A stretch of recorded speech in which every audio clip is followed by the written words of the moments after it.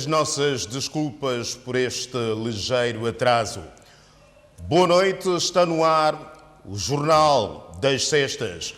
O partido ADI mostrou-se hoje preocupado com a falta de celeridade das autoridades no processo visando a realização das eleições legislativas, autárquicas e regional previstas para este ano. Foi durante o encontro com o Presidente da República, Carlos Villanova. Uma delegação do partido ADI, chefiada pelo seu vice-presidente, esteve esta sexta-feira no Palácio do Povo para se encontrar com o Presidente da República. A Ação Democrática Independente solicitou esta audiência com o chefe de Estado para demonstrar sua preocupação por um conjunto de situações que precisam ser explicadas e resolvidas pelo governo. Estamos preocupados com a atual situação do país. As reclamações têm vindo de todos os lados. Nós temos a questão da saúde, o custo de vida, nós temos os prejuízos causados pelas cheias, nós temos as vias de acesso que até agora não foram todas resolvidas, nós temos a promessa de remodelação do governo, nós temos a demissão do Ministro da Saúde numa altura tão crucial como esta, e a grande preocupação que também trouxemos ao Sr. Presidente é a questão das eleições do ano 2022. A nova equipa de comissão eleitoral devia ter sido eleita em dezembro de 2021 e até a data nós não entendemos por que não o fizeram. E por isso nós viemos pedir ao Sr. Presidente da República que exerça a sua magistratura de influência para que se reponha a legalidade. Este ano vamos ter uma eleição diferente daquela que nós estamos habituados. Vamos ter também a eleição dos deputados na diáspora. É um processo complexo e tem que ser feito no seu tempo, respeitando as regras para que não se cometa atrocidades. E esta é a nossa grande preocupação. As questões que levantou, a questão da remodelação do governo, o que é que a ADI defende? Como resolver isso? Todos sabemos que a coisa não está correndo bem. Todos sabemos que muitos ministros não têm mostrado a competência que o país precisa. Nós somos santomenses, sabemos a dificuldade que tem havido. O primeiro-ministro não foi uma exigência nem do presidente, nem deste, nem do anterior, é que propôs uma remodelação, falou aos santomenses que havia necessidade de remodelação, que havia necessidade de uma nova dinâmica e até hoje não há justificativos porquê da não remodelação. E qual foi a reação do Presidente da República face a essas propostas apresentadas pelo partido ADI? São preocupações que o Presidente da República já os tinha. Nós fizemos um alerta da necessidade de se poder garantir que as eleições sejam feitas de acordo com a lei. E de acordo com a lei, as eleições têm que ser feitas no máximo até outubro. E para se fazer essas eleições, seguindo todas as leis da República, é necessário que medidas sejam tomadas já. O partido ADI no Palácio do Povo para pedir ao Presidente da República que exerça sua magistratura de influência junto de outros órgãos de soberania, de forma a garantir a legalidade constitucional, principalmente a realização na data prevista pela lei das eleições legislativas, autárquicas e regional. O projeto de reforma de segurança social foi apresentado esta quinta-feira ao Conselho de Concertação Social. O aumento do valor da pensão mínima, o alargamento do subsídio de doença ao filho menor são algumas das melhorias que o documento propõe. A Comissão da Reforma Legislativa da Segurança Social foi criada em 2017 e foi retomada no ano 2019 pelo atual governo. Esta comissão está a trabalhar num documento para a correção de alguns constrangimentos encontrados pelo Instituto Nacional de Segurança Social no ano 2017. Esta reforma ela é composta por dois eixos. Temos uma parte que é substantiva, que abarca a vinculação, as contribuições e as prestações, né? Neste aspecto, há uma melhoria dos regimes de prestações. Temos como, por exemplo, o aumento dos valores da pensão mínima, a atualização das pensões mínimas em pagamento e e também o alargamento do subsídio de doença a filho menor, entre outras melhorias. Estas melhorias implicam Uma alteração da taxa contributiva. E depois também recai sobre o controle contributivo através do novo procedimento que visa melhorar os mecanismos de cobrança. o novo valor da pensão mínima ainda não está fixo. Jerusa Muniz justificou o atraso. Estes valores ainda estão em estudo, né? As partes envolventes ainda estão a pensar no valor, que tem a ver com o facto também nós não temos um estudo autorial recente, de forma a dar-nos uma informação precisa do estado real, em termos financeiros, do Instituto. O Instituto Nacional de Segurança Social apresenta esta quinta-feira o projeto da reforma legislativa da Segurança Social ao Conselho da Concertação Social. O Tribunal de Contas reagiu esta sexta-feira às declarações do diretor do Instituto Nacional de Estradas proferidas no Jornal das Sextas desta estação televisiva TVS.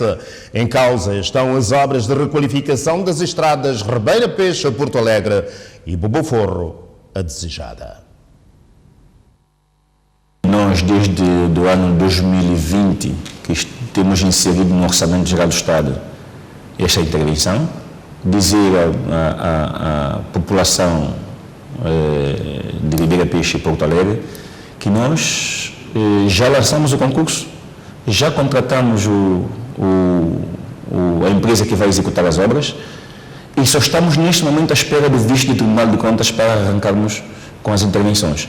Quem fala dessas estradas também fala da estrada de Boboforro a Desejada. Também já lançamos o concurso, já contratamos, já assinamos o contrato com o empreiteiro, só estamos à espera do visto do Tribunal de Contas, que acredito que a qualquer momento pode vir a ser concedido, de forma a permitir-nos rapidamente fazer a intervenção. O concurso foi lançado e a empresa que irá executar a obra também já foi contratada e contactada para dar início às obras. Entretanto, segundo o Tribunal de Contas, os processos para execução das mesmas estão cheios de lacunas e precisam ser revistos pelo Instituto Nacional de Estradas para posterior aprovação. Não. Em relação ao órgão contratante, que é o INAI, tinha que juntar edital, o anúncio do concurso, bem com os documentos relacionados com a divulgação do mesmo nos meios de comunicação social. Em relação ao órgão contratante, era preciso juntar o alvará, bem como a certidão de quitação. E em relação à empresa Constep, era preciso juntar a declaração de segurança social atualizada. Bom, e no dia 2 de novembro, de facto, eles remeteram desse documento. E ao apreciarmos o processo propriamente dito, nós deparamos com alguns erros e vícios no processo. Outros casos têm a ver com o próprio contrato. Havia erros no contrato, algumas cláusulas que eles indicavam no contrato não eram exatas. O pior de tudo é que a verba adotada no Orçamento Geral do Estado para execução das obras quer da estrada de Ribeira Peixe a Porto Alegre, bem como de Boboforro a Desejada, é insuficiente, o que quer dizer que as obras podem começar e não terminar. Outra situação tem a ver com a dotação orçamental. O valor do contrato, em relação à dotação que estava no OGE 2021, não era igual. Quer dizer, o valor que está na dotação do OGE 2021 é inferior ao valor do contrato. E nessa altura, o valor que está no OGE não era suficiente para suportar o contrato. E nós pedimos ao INAI, fizemos um contato direto, foi o diretor do INAI, teve que ficar no Tribunal de Contas, nós pedimos que ele resolvesse rapidamente a questão que é para o processo andar. E essa só aconteceu no dia... Uma semana depois nós tínhamos recebido a resposta do INAI, que foi no dia 7, no dia 9 de novembro. Tivemos esse encontro com o seu diretor do INAI, onde nós pedimos que ele juntasse esse documento, reparasse o vício que estava no contrato e resolver uma questão da dotação orçamental. Acontece que até o dia de hoje, o INAI não pode juntar esses documentos. Não pode reparar o vício que está no contrato, nem juntou a dotação orçamental com o reforço do capital suficiente para suportar o contrato. É essa a situação, portanto o Tribunal não tem nada a ver com a atraso deste processo. Os processos números 1894 e 1895, conforme referiu o chefe do Departamento de Fiscalização do Tribunal de Contas, têm ambos a ver com a construção de estradas que vão servir a população. Por isso, jamais seriam bloqueados por esta instituição de fiscalização de contas do Estado, como quis o diretor do Instituto Nacional de Estradas transparecer na sua entrevista ao Jornal das Sextas da televisão são tomense. Em breve, a vida no interior da roça Bombaim vai regressar à normalidade. A empresa JAA já está a intervir na remoção da derrocada que cortou a via de acesso ao local. Contam-se os dias para o fim dos trabalhos. As derrocadas, provocadas pelas chuvas torrenciais de dezembro passado, cortaram o troço que dá acesso à região de Bombaim, no interior da ilha de São Tomé. 4 dias de intenso trabalho, maquinaria pesada, muito trabalho para que a população possa circular novamente em segurança. É uma obra grande e que merece todo cuidado. Todo cuidado? Todo cuidado por quê? Porque nós estamos num espaço onde a terra pode desabar a qualquer momento. A terra já foi desabada. E a terra está muito mole e nós temos que ter muita atenção, muita precaução ao fazer trabalho. Há cerca de um mês que 4 comunidades agrícolas do distrito de Mesoche estão bloqueadas. O escoamento dos produtos agrícolas parou, dificultando a sobrevivência dos agricultores e das suas famílias. Aqui em Santa Adelaide, Bombaim, toda essa via está uma calamidade. Está uma calamidade, mas depois o governo conseguiu nos dar algum cabaz para alguma sobrevivência, mas isso não é assim, não é assim para todo o tempo. O trabalho neste troço está quase no fim, mas ainda existem mais derrocadas nesta pista rural. Os engenheiros da construtora José Antônio Alves acompanham de perto os trabalhos, mas reconhecem que o trabalho é árduo e arriscado. Entramos na fase mais difícil e esta fase é que queremos, dentro de mais 2 ou 3 dias, permitir a primeira circulação até a Roça Nova. Depois, dentro em diante, encontra-se com mais uma derrocada do mesmo tamanho ou superior. E então vamos também, através da indicação da instituição, vamos fazer as nossas intervenções para que este povo tenha os melhores dias da sua vida. Mais do que devolver a circulação às pessoas e bens, o objetivo é garantir a qualidade da obra para que mais derrocadas não aconteçam no mesmo local. O trabalho que estamos a fazer é um trabalho de cortes de taludes para organizar as plataformas de forma a criar a via de acesso prioritária, que é esta, para a ligação à outra. Vamos preparar a que estamos a fazer e criar nela a plataforma e uma defesa para a proteção da outra inferior. A zona um pouco mais alta, vamos criar a outra bancada de forma a proteger a principal que estamos neste momento a executar. A tempestade tropical que ocorreu no país entre 28 e 29 de dezembro passado teve impacto na agricultura. Provocou muitos estragos nas estradas no interior da ilha de São Tomé, que aos poucos vão sendo reabertas à circulação de pessoas e bens. 28 de janeiro é o Dia Internacional de Proteção de Dados Pessoais. No país foi criada há sensivelmente 4 anos a Agência Nacional de Proteção de Dados Pessoais, que, para assinalar a data, realizou ao longo desta semana alguns seminários virados para a problemática de perfis e notícias falsas nas redes sociais. Através de perfis falsos, as pessoas aproveitam para caluniar, difamar, vilipendiar as outras com impactos desastrosos, quer no campo político, económico e familiar. Como combater este mal que é cada vez crescente? Para responder a questão, tenho comigo no Jornal das Sextas o presidente da Agência Nacional de Proteção de Dados Pessoais, José Manuel Costa Alegre. Boa noite. Boa noite. A resposta. Antes de mais, boa noite a telespectadores. Como disse o senhor jornalista, hoje é Dia Internacional de Proteção de Dados Pessoais e este ano nós dedicamos como tema para este ano a privacidade e a problemática de fake news e fake profile, ou seja, perfis falsos e notícias falsas.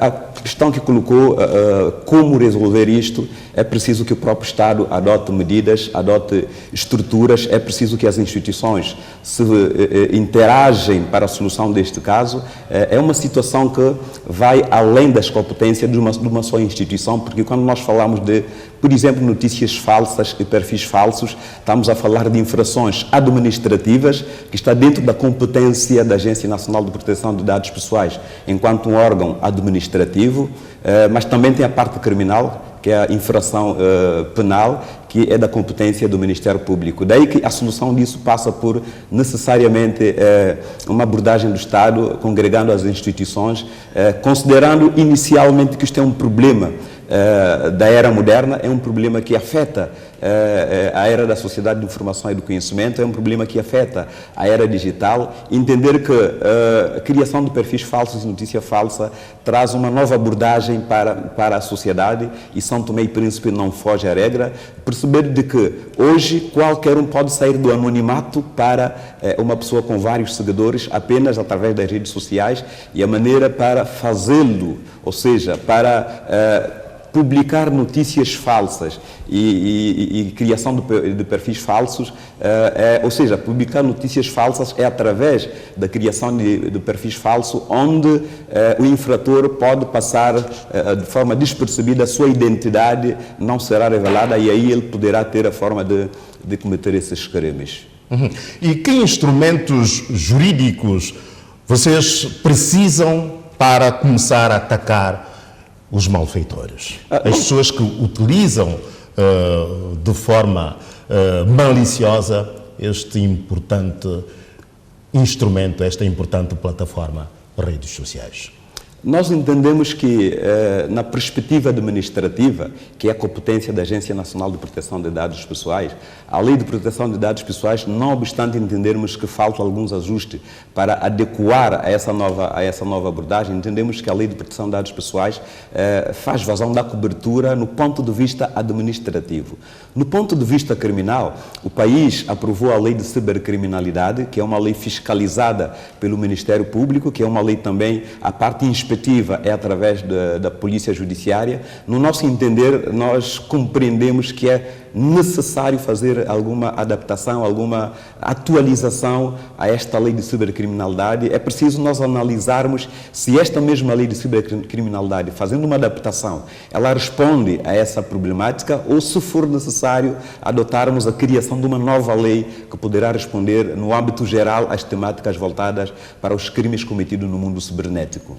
E são questões que estão em análise neste momento? Com certeza, acredito que o Ministério Público também está a trabalhar sobre a matéria, mas a nível da Agência Nacional de Proteção de Dados Pessoais, nós agora estamos num projeto com o Banco Mundial. O Banco Mundial agora está a trabalhar com o país, com o Estado, no projeto de São Tomé e Príncipe Digital, um projeto que compreende a ligação da Ilha do Príncipe através do cabo submarino, compreende a matéria de cibersegurança, a proteção da nossa soberania digital. E neste mesmo projeto, a Agência Nacional de Proteção de Dados Pessoais também é membro integrante deste processo na parte de proteção de dados pessoais e garantia da privacidade. E nesta vertente também há uma abordagem de avaliação das legislações existentes no país, quer a nível de proteção de dados pessoais, quer a nível de cibercriminalidade, mas, por outro lado, é fundamental para o país a ratificação de algumas convenções internacionais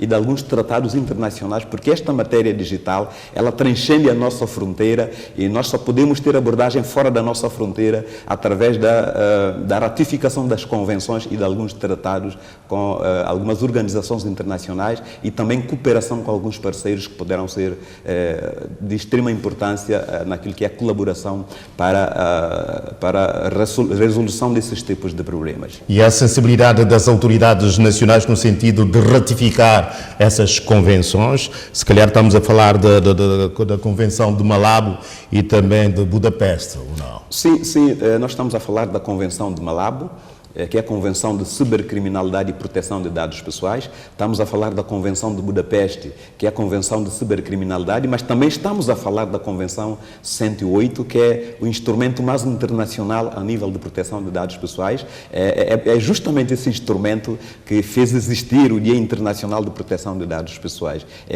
28 de janeiro é a data da aprovação desta Convenção 108. Senhor Presidente, tem havido muita procura de cidadãos aos vossos serviços, sobretudo quando veem a sua honra manchada? Sim, dizer que 90% das queixas que nós recebemos na agência, de certa medida, tem a ver com as pessoas que viram os seus dados violados nas redes sociais, difamações e etc. Mas é bom frisar um aspecto importante aí, nesse aspecto. Repara que eu fazia referência que a matéria atinente à proteção de dados pessoais é uma matéria administrativa, mas quando nós falamos da difamação, falamos de injúria e etc., já estamos a falar de matérias criminais. É bom entender que... Já agora, que tratamento essas pessoas têm recebido administrativamente da vossa instituição? Quando está em causa meramente o aspecto administrativo, e eu posso citar um exemplo, partimos do princípio que alguém pega a foto de bolsas, publica numa página no Facebook ou qualquer outra rede social e tão somente não associa isso a uma injúria, não associa isso a nada, nós estamos perante uma infração administrativa. Ou alguém vê-me na praça, faz-me uma foto e publica numa situação qualquer, estamos perante uma infração administrativa. Nesses casos, nós temos estado a dar tratamento devido.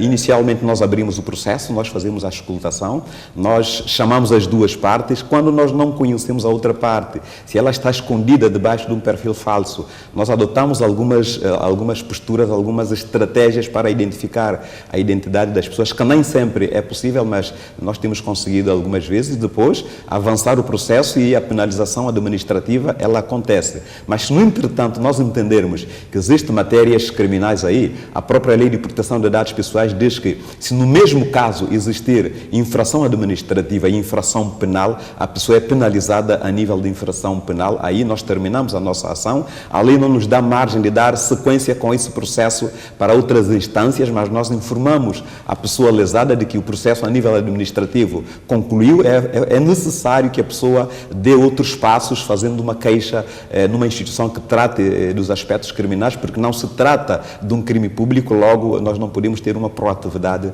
para dar sequência, ao menos que a lei futuramente venha a prever isto. Há grande questão que tem a ver com o sigilo, mas as operadoras, sobretudo no país, podem ajudar na identificação desses malfeitores. As operadoras nem tanto. O que nós estamos a fazer é o seguinte: São Tomé e Príncipe agora, a Agência Nacional de Proteção de Dados Pessoais, é o primeiro vice-presidente da Rede Africana de Proteção de Dados Pessoais.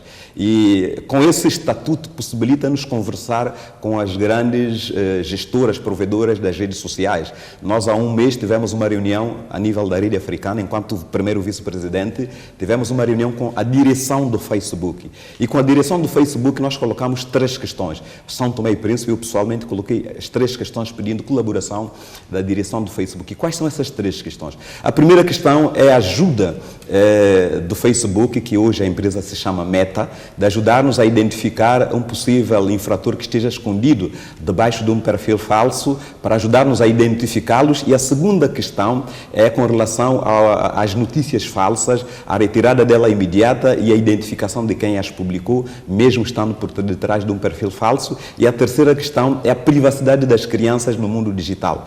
A reação da direção do Facebook foi bastante agradável, mostrou completamente disponível para ajudar-nos nessa matéria, ajudar a Rede Africana, e nós como membro podemos beneficiar.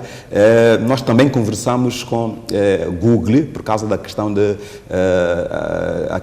aquilo que nós chamamos de direito de esquecimento, é um aspecto também que podemos falar numa outra altura. Houve uma abertura grande da parte do Facebook que prometeu dar-nos algumas orientações, algumas instruções, algumas aplicações para ajudar-nos a identificar esses perfis falsos e notícias falsas, sempre que está em causa a soberania do Estado, está em causa o próprio Estado, está em causa as entidades do Estado, se houver um processo e em determinados casos se roça a matéria criminal com mandado de um juiz, podemos, sim senhor, conseguir isso, mas a nível administrativo temos conseguido, com alguma perícia, aquilo que nós chamamos de engenharia social, temos conseguido alguns resultados. Dizer que nós tivemos um caso prático de alguém que perdeu a sua conta de Telegram, o pirata pegou a sua conta, começou a fazer publicações e conversações desregradas com a sua conta. Nós conseguimos recuperar a conta, entregamos a conta completamente protegida ao cidadão e ele ficou altamente satisfeito. Não conseguimos, neste caso em específico, identificar quem era o pirata, porque era alguém com muita experiência, não se tratava de alguém em São Tomé, mas nós conseguimos pelo menos recuperar e dá-lo a sua conta com toda a segurança necessária. É difícil acabar com essa tendência no mundo moderno, mas pode-se tentar diminuir, como é o caso dos contactos que já está a fazer. Sim, com certeza a intenção é justamente mitigar, porque nós não temos como eliminar definitivamente essa questão. É um mal que aparece hoje na sociedade e a abordagem para a sua mitigação começa a ser um desafio, porque quando nós pensamos numa estratégia, eles pensam provavelmente nas outras. Nós estamos a falar de pessoas com algumas experiências. Não é um ingênuo que criou um perfil falso para difamar alguém que facilmente se encontra, mas estamos a falar de alguém que tem alguma experiência, que tem isso como seu meio de ganha-pão. Só para ter uma noção, recentemente foi desmantelado uma fábrica de criação de perfis falsos. Eles operavam com 500 telemóveis e 400 mil cartões SIM, justamente para difamação, burla e etc. E vendem também esse tipo de serviço. No fundo, criar conflitos. Criar conflitos. Portanto, muito obrigado por este esclarecimento, pela sua presença no Jornal das Sextas. Obrigado. Em nome da Agência Nacional de Proteção de Dados Pessoais, agradecemos este convite e obrigado da nossa parte também. A Delegação Regional da Comunicação Social já dispõe de uma viatura para ajudar na cobertura dos trabalhos deste órgão de informação. A entrega foi feita pelo Secretário de Estado para a Comunicação Social, Adelino Lucas. Esta, a viatura marca Suzuki Jimmy com capacidade para 4 lugares, encontrada pelo 17º Governo da República, com vista a minimizar vários anos de sofrimento dos profissionais dos órgãos da comunicação social, nomeadamente rádio e televisão. Era muito andar a pé, muito andar de boleia, muito andar a sol e a chuva, e hoje o problema é quase que resolvido. A sua entrega oficial teve lugar esta quinta-feira. O secretário de Estado para a Comunicação Social, Adelino Lucas, é quem procedeu à entrega das chaves ao Governo Regional. Respondendo a uma das preocupações da Delegação Regional da Comunicação Social de há muitos anos, finalmente conseguimos fazer a entrega hoje de uma viatura para a Delegação Regional da Comunicação Social. Estamos conscientes que uma viatura não resolve o problema, mas estamos em crer que minimizará os problemas. Tudo faremos para que nos próximos tempos possamos ainda mais apetrechar a delegação regional com mais meios rolantes para dar melhor resposta aos trabalhos da delegação regional. É verdade que estamos num processo de reforma da rádio regional e da televisão, numa perspectiva de nós, tanto montarmos uma televisão regional, é nesse sentido que estamos a apelar também ao governo central, no sentido de investir muito mais em outras áreas para que se possa ter uma rádio de facto preparada para os desafios futuros. Entrega de uma viatura, um gesto com merecidos agradecimentos da Delegação da Comunicação Social Regional. Agradecer ao 17º Governo Constitucional e a colaboração, portanto, do Governo Regional em colocar à disposição esta viatura, este merolante, tanto ao órgão da comunicação social a nível da região.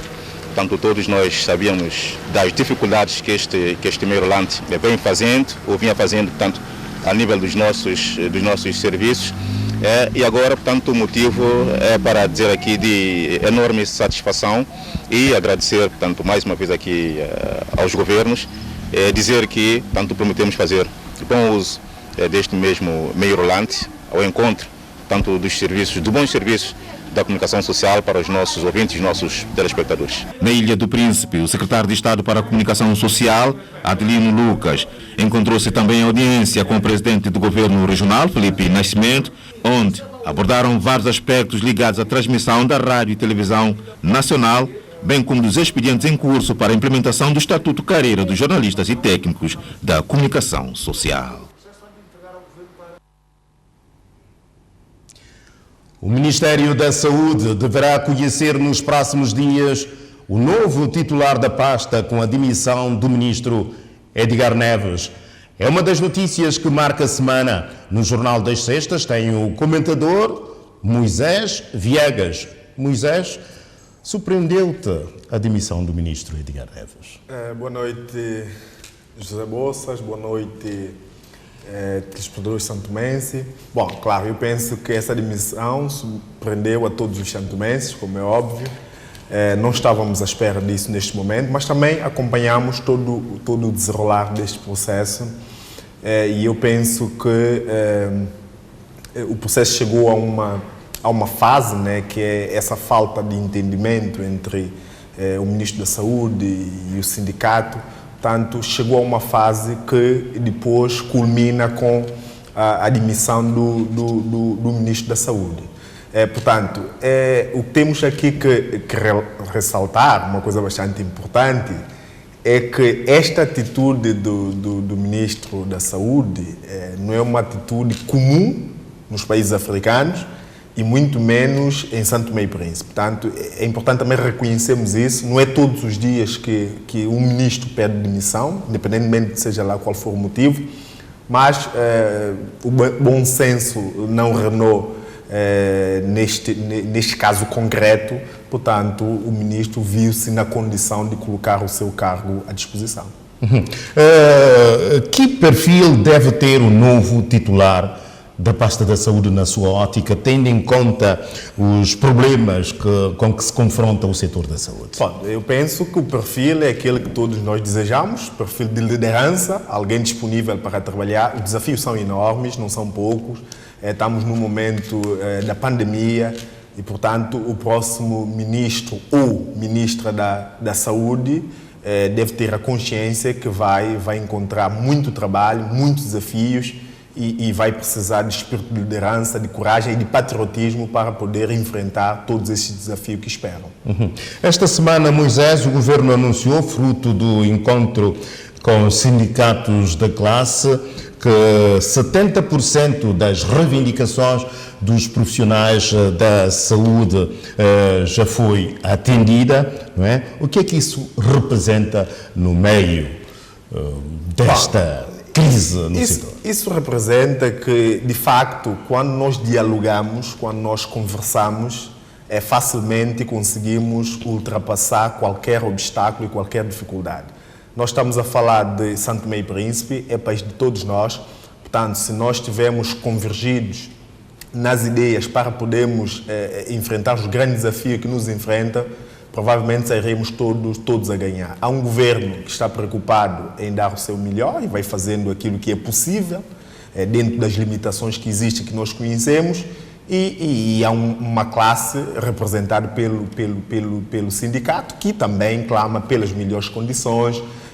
Portanto, aqui estamos a falar de dois pesos. Estamos a falar de alguém que está a exigir e estamos a ver a parte do governo que provavelmente tem vontade de fazer um pouco mais, mas deve ter algumas limitações. Mas o que é mais importante para mim nisto tudo é a capacidade de diálogo com franqueza. Portanto, quando a franqueza e a responsabilidade naquilo que nós falamos, tudo fica mais fácil de resolver. Portanto, esta declaração é um sinal claro de que o bom senso reinou, né, e houve o empenho do governo para que efetivamente pudesse ultrapassar, porque esta crise entre o sindicato e o Ministério, neste caso da Saúde, ou o sindicato e o governo, portanto, há um povo que sofre com isso e, portanto, não é isso que nós queremos. Moisés, por falar ainda no setor da saúde, esta semana o governo decidiu prorrogar para até 15 de fevereiro o estado de calamidade, tendo em conta a situação da pandemia da Covid-19 e também com o anúncio de reforço de algumas medidas, entre elas a aplicação de coimas aos infratores, aqueles que violarem as tais medidas preventivas de combate à pandemia, com coimas que vão de 5 mil até 30 mil dobras. Bom, é uma boa notícia, portanto, é preciso mão pesada porque algumas pessoas ainda não tomaram a consciência de que a pandemia está entre nós e que, de facto, ela tem trazido muitas consequências negativas. As pessoas têm morrido, as pessoas têm ficado com sequela. Portanto, e muitas vezes por causa da irresponsabilidade dos outros, os outros que têm responsabilidade também são afetados e também pagam o preço que não deviam pagar. Daí que agravar as medidas é bom e é melhor ainda quando há multas pesadas para aquelas pessoas que insistem em violar aquilo que nós sabemos que só complica a nossa situação, porque a pandemia veio para ficar e ainda vai demorar por algum tempo. Portanto, se nós não tomarmos os cuidados básicos, essenciais, e esses cuidados todos nós sabemos, temos a consciência disso, mas, como diz Santo Tomé, às vezes a cabeça rija faz-nos viver como se a pandemia não estivesse entre nós. Só que, se o governo, que é o detentor do poder, não agir com mãos pesadas à volta dessas pessoas, claro que elas vão ficar folgadas. Portanto, se houver e se essas coimas forem efetivamente aplicadas, eu acredito que há de deixar exemplo para as outras pessoas para não cometerem, como por exemplo, aglomeração, não uso da máscara, as pessoas insistem em dar em festas, as pessoas insistem em estar aglomeradas, isto tudo não vai ajudar. Há um grupo que está a lutar para combater e há um grupo que vive como se nada tivesse a acontecer. Moisés, até porque a pandemia da Covid-19 tem trazido muitas consequências, a vida da própria população vai se degradando a cada dia, e temos o caso agora, por exemplo, de 34 trabalhadores da antiga empresa Nova Moca, pertencente à Sociedade Agrícola São Tomense, que agora reivindica que está colocada no desemprego, justamente por causa da pandemia, há sensivelmente 2 anos. Bom, isso é uma situação é muito sensível e é preocupante. Nós estamos a falar de famílias, de pessoas que dependiam daquele emprego para manter o seu pão de cada dia.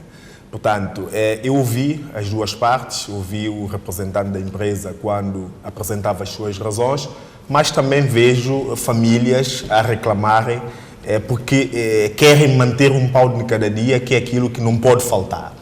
Daí que eu vou sempre insistir em dizer que, nesta hora, o bom senso deve sempre reinar. É aí onde o Estado é chamado também para mediar, para ajudar a encontrar uma solução em que as famílias, o pão não pode falhar, Portanto, é preciso encontrar uma saída para esta situação. Não podemos, de ânimo leve, permitir que as famílias, 25 famílias... 34 famílias é muita gente, portanto é preciso vermos uma forma... E para esta questão pontual deve haver alguma intervenção do Estado na sua ótica? Eu acredito que sim, porque neste momento o Estado é chamado como pai para, enfim, não só mediar, mas para também dar o seu apoio, porque nós estamos a falar... Na perspectiva de se encontrar uma solução para este ultrapassar este problema. A livre circulação de pessoas e bens no espaço lusófono continua a representar calcanhar daqueles, apesar do acordo assinado recentemente. Agora é a Câmara do Comércio, Indústria, Agricultura e Serviços que vem reclamar vistos para os seus membros, nomeadamente na viagem a Portugal. Continua a ser um problema este da livre circulação de pessoas e bens. A livre circulação de pessoas e de bens continua a ser um problema, mas eu penso que para um homem de negócio ele precisa movimentar e ele precisa movimentar com alguma rapidez. Eu não consigo entender como é que um empresário, um homem de negócio que está inscrito numa Câmara do Comércio, não consigo entender como é que este homem de negócio pode ter dificuldade para conseguir um visto numa embaixada, né? Estamos a falar concretamente da Embaixada de Portugal, quando, no contrário, não é assim que acontece. O que eu quero dizer é que quando algum homem de negócio português quer vir a Santo Tomé, até onde eu tenho a informação, o visto é bastante acessível. Portanto, eu penso que nesta situação em concreto, é preciso que nós, enquanto país, é urgente termos um posicionamento à volta disto. O país tem que ter um posicionamento.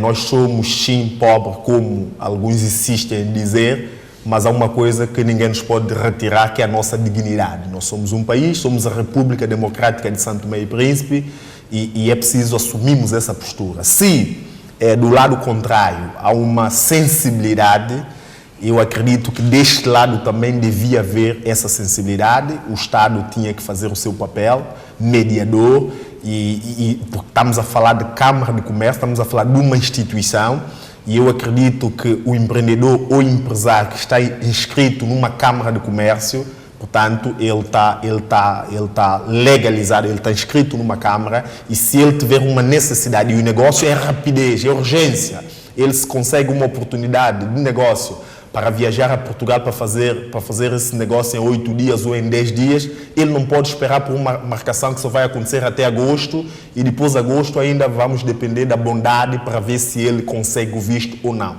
Eu penso que se nós quisermos incentivar os homens do negócio, se nós quisermos incentivar o sector privado, é urgente que o Estado tome um posicionamento para que efetivamente essas coisas que eu considero pequenas não venha contribuir como um entrave para os homens de negócio movimentarem.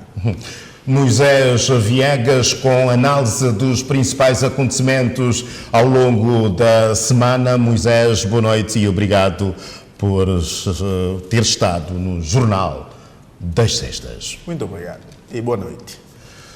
A Polícia Nacional registrou uma diminuição de 12 ocorrências criminais esta semana em comparação com a semana passada. O destaque vai para o assalto a uma firma comercial no centro da capital. Esta semana a Polícia Nacional registrou um total de 124 ocorrências criminais. Houve uma redução no geral de cerca de 12 ocorrências comparativamente com a semana anterior. Para crimes contra pessoas foram registrados 81 ocorrências, houve redução de 7 ocorrências. Crimes contra o património foram registrados 41 ocorrências, com uma redução de 5 ocorrências. Para crimes contra a ordem e tranquilidade pública foram 2 ocorrências, igual à semana anterior. Para estas ocorrências, esta semana houve 33 detenções, com um aumento nas detenções de cerca de 10 ocorrências de detenções por parte da Polícia Nacional. Em termos criminais, no distrito de Água Grande, uma situação de furto que aconteceu ainda no final de semana, no final de semana passado, culminou no assalto a uma loja no centro da cidade, onde os indivíduos levaram telemóveis e outros materiais eletrônicos e no valor de cerca de 130 mil dólares. Uma operação realizada pela Polícia Nacional em conjunto com a Polícia Judiciária levou à detenção de 4 indivíduos suspeitos e grande parte destes materiais furtados já foram recuperados pela polícia.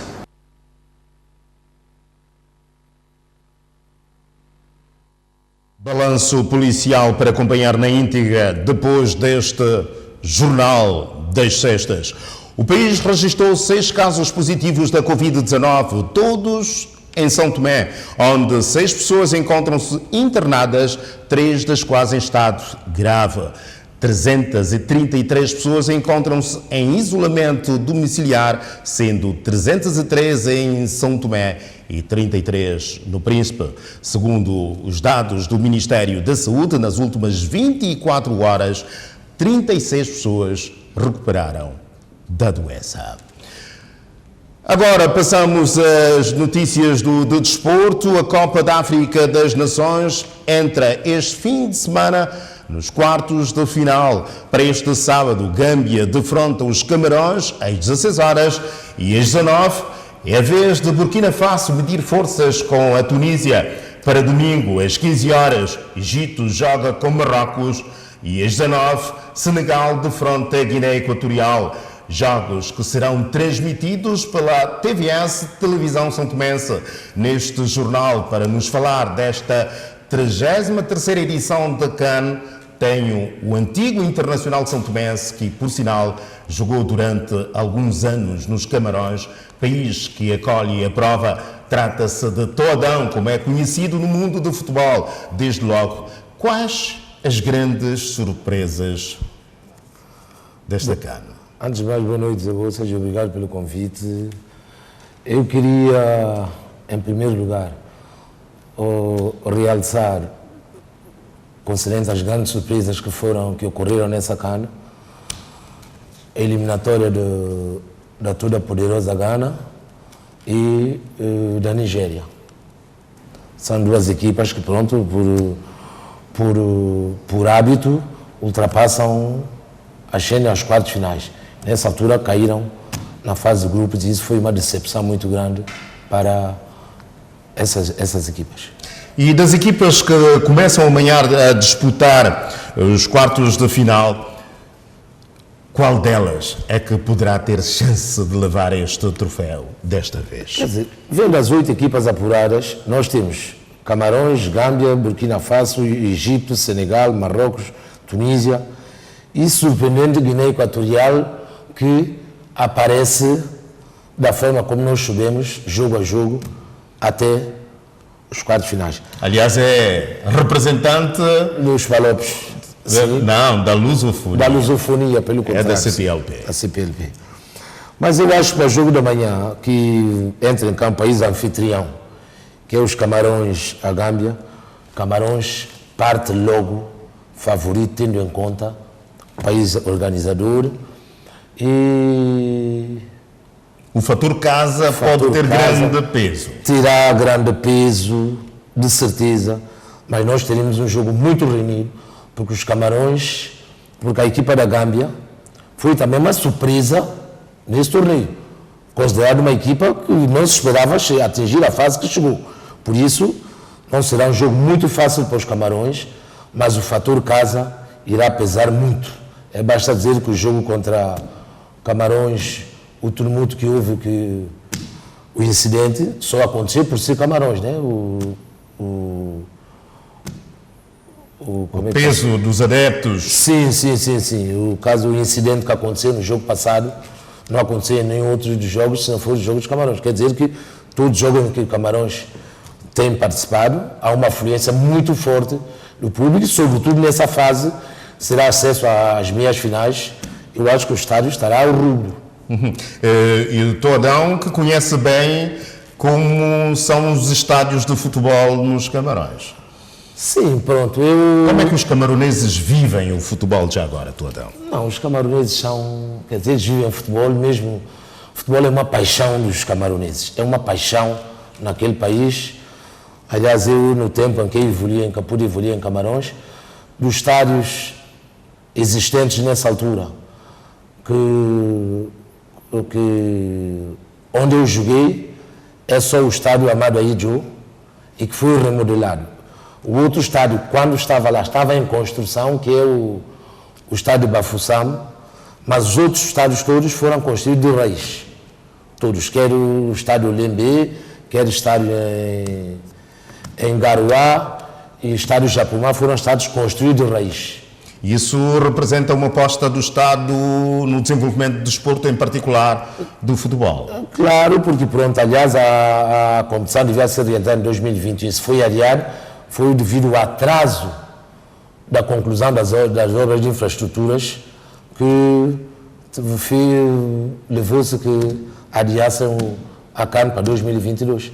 E em termos de talento para esta edição desta Copa da África das Nações, o que é que tem a dizer?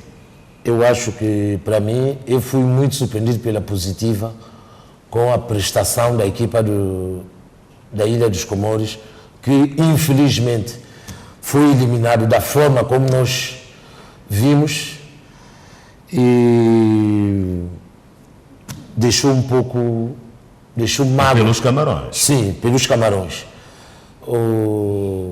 E a equipa do Guiné Equatorial tem feito uma trajetória até aqui, jogo a jogo, e foi crescendo jogo a jogo e com alguma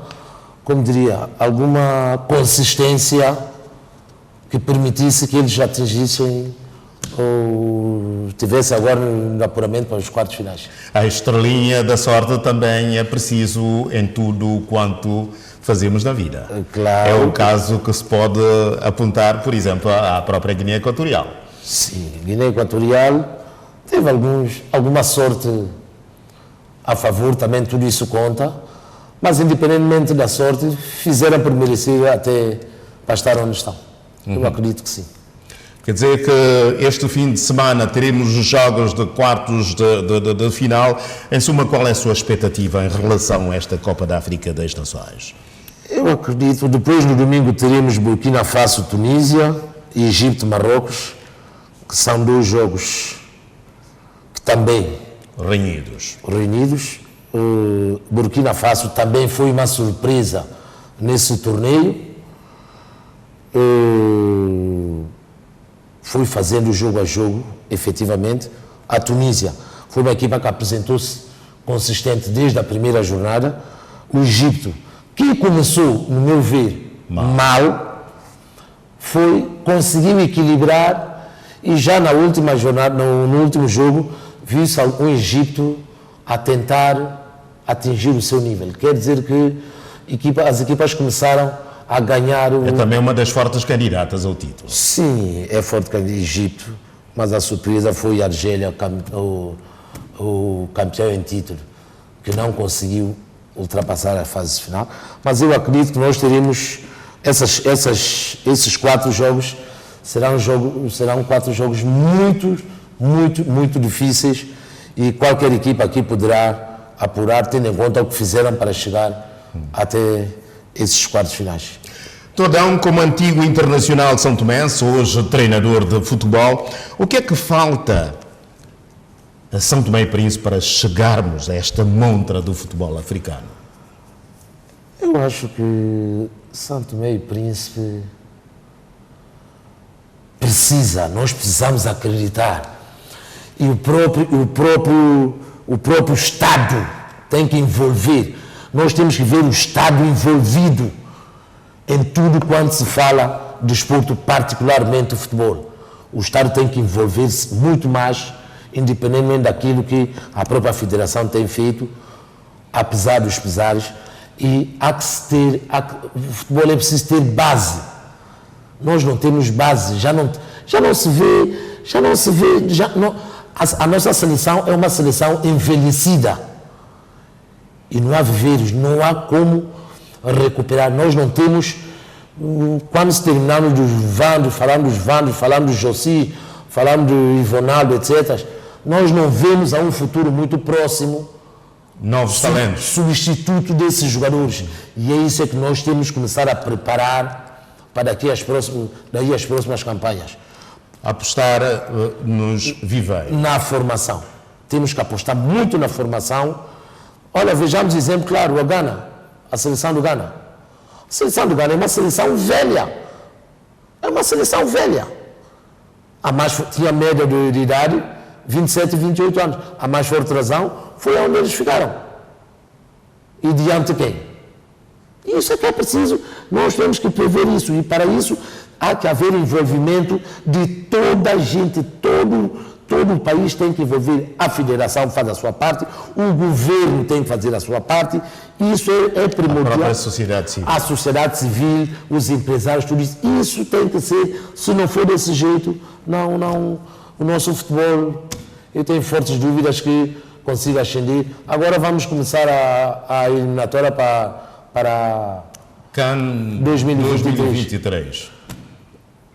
Os sorteios já foram feitos. É preciso haver envolvimento de todos os santomenses, do governo, sociedade civil, empresário, tudo isso. A coisa é nossa. Seleção, quando tem uma competição, não é seleção da federação, não é seleção do São Tomé e Príncipe. é São Tomé e Príncipe. Isso é que nós temos que ver e pormos todas as outras querelas de parte e vermos para o futebol de uma forma geral.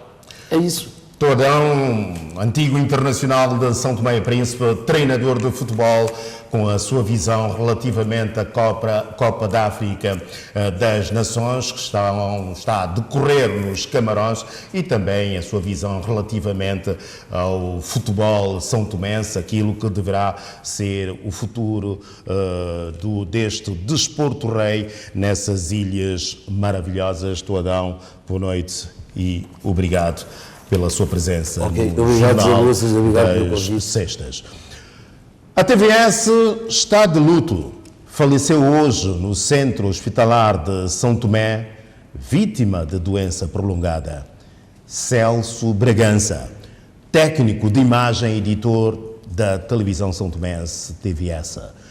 Profissional exemplar, Celso sempre dedicou o melhor de si em prol desta estação de televisão. A direção e colegas da TVS rendem-lhe as devidas homenagens e manifestam a família enlutada total solidariedade neste momento de dor e pesar. O Sindicato dos Profissionais da Comunicação Social já veio apresentar condolências à família de Celso Bragança. Através de uma nota de condolências, o sindicato manifesta, e cito: "É com profunda dor e tristeza que o Sindicato dos Jornalistas e Técnicos da Comunicação Social tomou conhecimento do falecimento de mais um colega da classe, Celso Sequeira Bragança, vítima de doença prolongada. Aquele que foi técnico da TVS e que sempre deu a sua cota-parte para a melhoria e engrandecimento da classe. Em nome do Sindicato dos Jornalistas e Técnicos da Comunicação Social, apresentamos os nossos pésames a toda a família enlutada, bem como aos profissionais da TVS. Fim de citação." É tudo por hoje. Em nome de toda a equipa, boa noite e bom fim de semana.